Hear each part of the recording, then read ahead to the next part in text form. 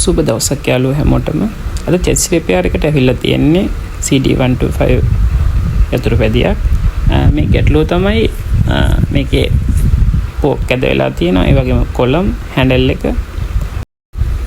ඒ වගේම චැසිය. චැසිය ඇද වුණාට පස්සේ පෝක් ඇදලා දාලා තීරුමක් නැහැ.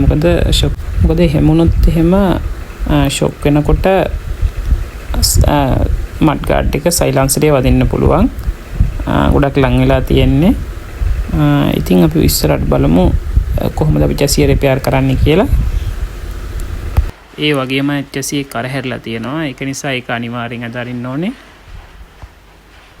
චැසිය රිපෙයාර් එකේදී ගොඩක් දුරට යතුරු පැදියේ සියලුම කොටස් ටික ගලවලා අයින් කරගන්න ඕනේ.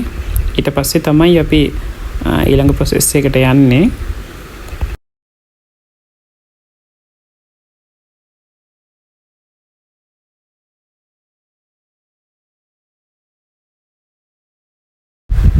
දැන් අපි පෝක් බට දෙකත් ඇද අරගෙන තියෙන්නේ. ඒ වගේම කොලම් එක ඇද අරලා තියෙන්නේ. දැන් වලට පේනවා ඇති චැසියේ ඇදේ කොහොමද ඇද අරලා තියෙන්නේ කියලා. ඇදේ කිසිම දෙයක් නැහැ, රත් කරලා නැහැ. ඒ වගේම අලුතෙන් ප්ලේන් කරලා මුකුත් නැහැ. තිබුණ තත්ත්වෙම තියෙනවා. ඒ වුණාට ඇද අරලා තියෙනවා. අන්න එහෙම තමයි අපි චැසියක් රිපෙයාර් කරන්නේ. කිසිම හානියක් කරලා නැහැ.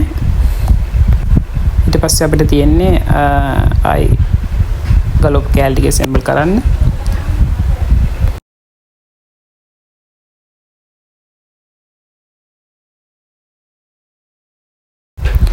හරි, එහෙනම් අපි වැඩේ සාර්ථකව ඉවර කරා. එහෙනම් ඔබ සැමට සුබ දවසක්.